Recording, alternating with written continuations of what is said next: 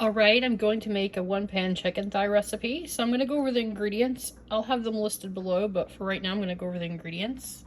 You're going to need some chicken thighs. There's only 2 of us in our family, so I have these 4. Some Uncle Tony's, our Tony Creole seasoning. Some olive oil. Some salt. Some black pepper. Some parsley. Paprika, garlic powder, some minced garlic of some sort, some thyme. You don't have to use fresh, you just happen to have some fresh. A bell pepper that's preferably red, but any color will work. And half of an onion. You can put more if you want. And I have some rainbow Swiss chard here that I'm going to use, but you could use regular Swiss chard. And I have brown rice, but you could use white rice. And some broth of some sort. I happen to have like about a third of each of these left, so I'm going to use them both. Chicken broth and vegetable broth, and I'm going to use them both. You need about 3 cups of that. So we're going to get started, and I'll be right back to show you how we're going to do this. The first thing you're going to need is a pot that you can saute in. I prefer my Dutch oven, but you could use a cast iron skillet or a non-stick large skillet. This one is what I like cooking in, so that's what I'm going to use. You're going to take your olive oil and you're going to drizzle a generous amount in the bottom. Not crazy, but that, like about that much will do. And now I'm going to season my chicken breasts. Alright, so I have some boneless chicken thighs here. They're also skinless. These are Publix Greenwise chicken thighs. I've already sprinkled some Uncle Tony's on it. That's this seasoning right here. I call it Uncle Tony's because it's what one of my YouTubers that I follow calls it, so it's kind of a habit. Then will sprinkle some parsley on it. And I'm going to leave the lids off of these because it'll make it easier to do the other side. Some black pepper.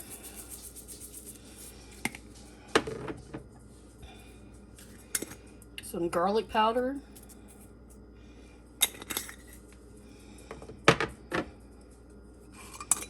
Some paprika.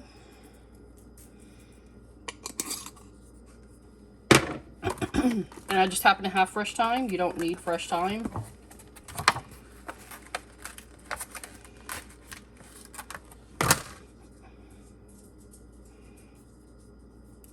And I just pull the leaves off like this and put it on there. So actually fresh thyme takes a little longer, but it tastes better in the long run to use fresh herbs. Like I said, I just happen to have this. Came in my Misfit Markets box. So I'm going to use it. If you get a few stems in there, it's not a big deal. You just want to avoid as many of them as you can. The thyme smells amazing, by the way.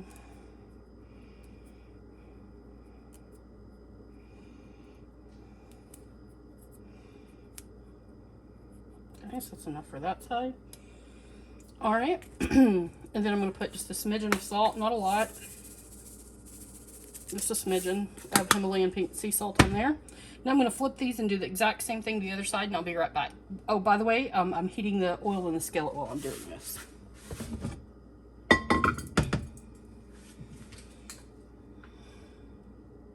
Okay, now I have both sides seasoned. I'm going to grab some tongs, and I'm going to place the chicken into the pot, and it's going to sear.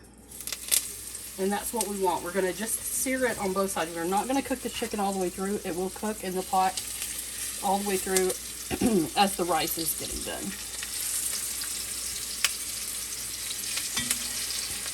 Okay, so give me 1 second to clean up and I'll be right back. Okay, you can see now I'm searing the chicken in the olive oil. And I'm just going to brown it on both sides so it looks nice and brown like this. Remember, that means flavor when you brown it. Definitely want to brown it. So I'm going to cook this until it's brown completely on both sides for maybe about 3 minutes on each side, give or take, depending on if yours has bones in them or not, because you can make these with bone in. I just prefer boneless. And I'll be right back as soon as Alright, while the chicken is browning, I'm going to dice my vegetables. Just going to cut them in strips. And then dice them this way until they're in little cubes. And I'll be right back as soon as all of that is done. Alright, So now dice the half of the onion and the bell pepper, or you can use one whole small onion, but you need about this much. All right. So I took about 4 stalks of the rainbow Swiss chard. And what I'm going to do is I'm going to take the vein part out of the middle. I wash them, and I'm just going to slice it through here and just keep the vein part. All right. And I'm going to set these aside for use in the recipe later. These are just absolutely beautiful. And again, I'm just going to slice off the lettuce part from the stalk. And the stalk is like a celery consistency, and we therefore need to cook it. And I'm only going to use about 4 of these stalks because that's all I need in this recipe. If you have any extra at the end, you can just pull it off like that and save these later. It's similar taste to kale. And again, I'm just going to take 4 of the really nice ones where they're wonderful and fresh. And we're going to use these 4 in the recipe. Alright, so what we're going to do is we're going to dice these just like we would dice celery. The first thing I'm going to do is cut the ends off. So just like celery, they're pretty dirty down there and they don't wash off well. And then I'm just going to proceed to dice it just like I would celery. Now the ones that are thicker like this, I'm going to cut in half before I dice it. This one probably in 3 pieces. This one just in half. And the same thing here. I'm just going to cut it in a few pieces so that when I dice it, that the pieces are small and get well cooked. I'm just going to bunch these up and dice them about the same size as the onions and bell peppers. And I'll be right back when this is done. Remove the chicken to a paper plate so we can cook the vegetables. This is about how much Swiss chard you need. It takes a pretty good while to cook, so I'm going to put it in first. And I'll be right back. Just 1 second. Alright, so I'll have this in here, and I'm going to stir this up for just about a minute before I add the other vegetables, because like I said, like celery, it takes a decent amount of time to cook. Into this, I'm going to add some of the minced garlic. Give me just 1 second to open that, because this is a brand new container. And I almost cut myself doing that. Do not use a knife to open this. Especially when you've been cutting and your hands are slippery. That's what I get for trying to do it on camera quickly. So bear with me and I'll get this garlic quickly.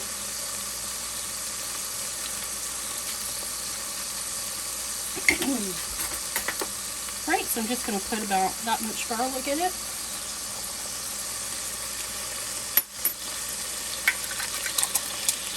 Give it some seasoning. And stir this around. See all of the bits from cooking the chicken in the bottom. I'm going to flavor this up well. Now I'm going to add my onions and bell peppers because I've been cooking this for about a minute or 2. And all of this is going to cook nicely together.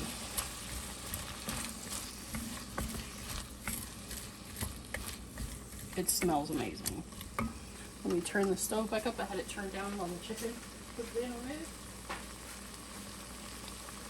Have it on medium heat right now. That garlic smells amazing.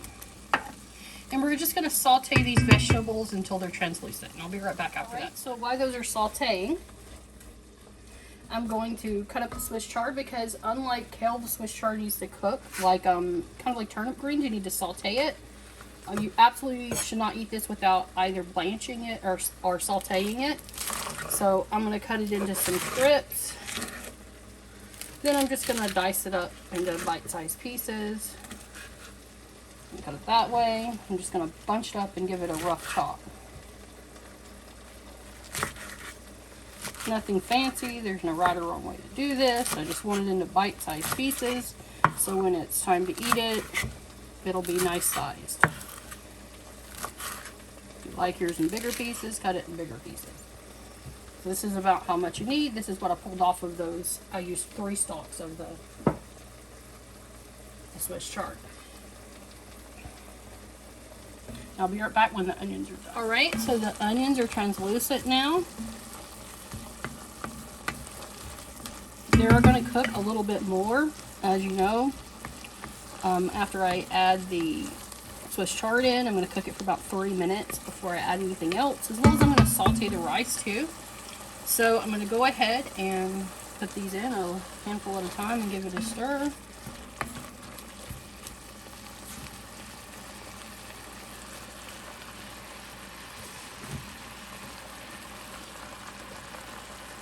Now this looks like a lot, but it's going to cook down just like any other ones of like kale and turnip greens and all of that. So this will cook down.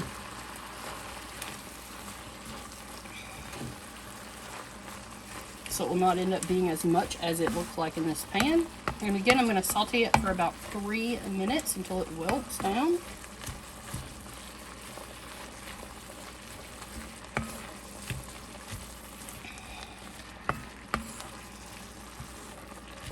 Now, because of the fact that I have low sodium chicken broth, I'm going to add just a sprinkling of salt, because anytime you cook these kinds of greens, you need a little salt and pepper in there. So I'm going to add a little extra salt and pepper in to give these some flavor. And for me, I like a little crushed red pepper and everything, so I'm going to add a little bit of that in there as well. But you can omit that completely if you do not like crushed red pepper.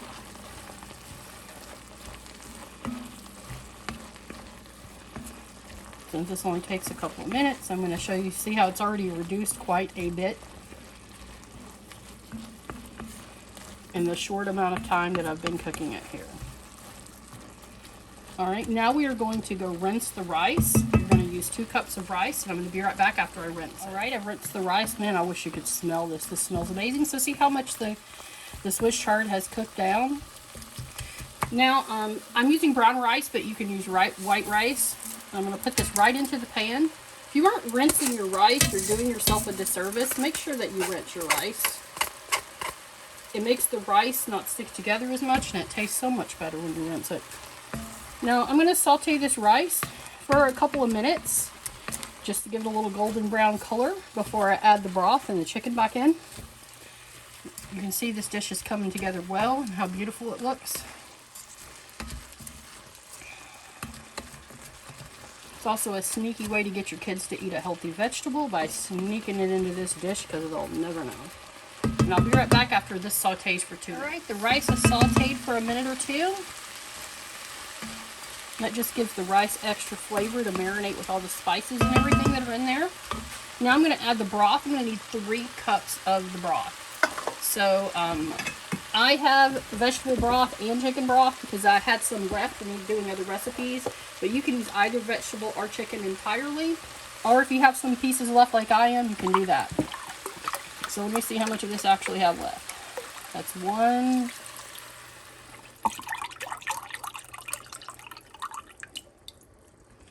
Let me open up the chicken broth.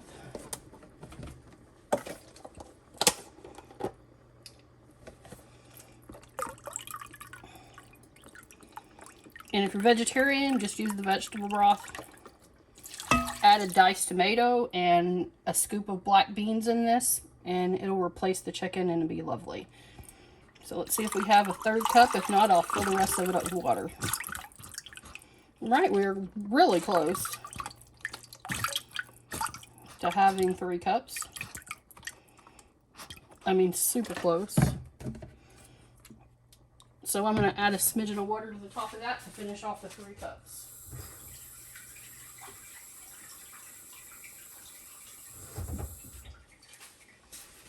Alright, so here is the 3rd cup. Now I'm going to turn this up to about a 6 on my stove and bring that to a simmer. And I'll be right back. I'm just going to clean up. Alright, now it is almost up to a simmer. Now this is the time that you're going to check to see if you need any more salt or pepper, or any other garlic seasonings or anything like that. So I'm going to taste the broth because there's no meat in this at this point. So everything is not raw, it's all cooked. That needs a little more salt. So I'm going to give it a little more salt. A little more black pepper.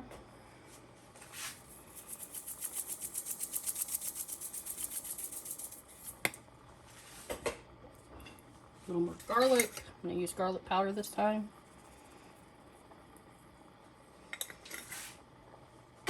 And it's not spicy at all, so I'm going to add a little more red pepper.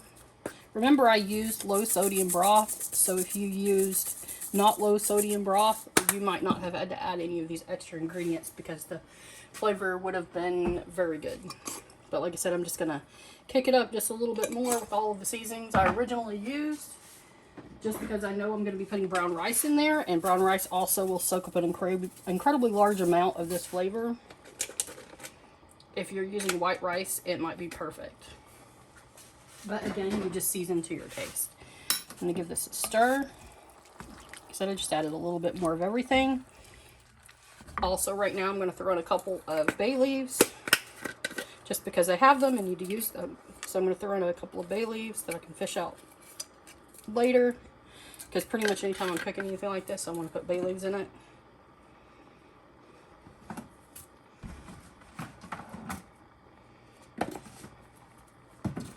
And I'm going to put a little bit more of that thyme in it, because I need to use up this fresh thyme anyway, and the flavor is amazing. And it'll be great in here.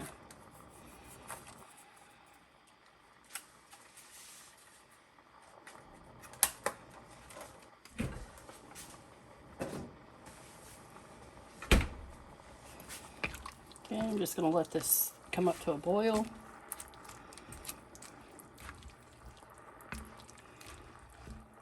Make sure you remember to take that bay leaf out.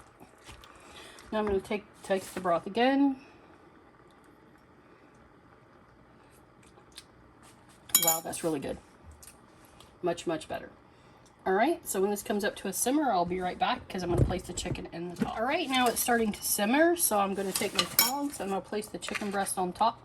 The chicken thighs, sorry, on top. You could make this with chicken breast, however. Just going to leave them right on top, and I'm going to pour these juices from the chicken in there as well, because that's flavor right there.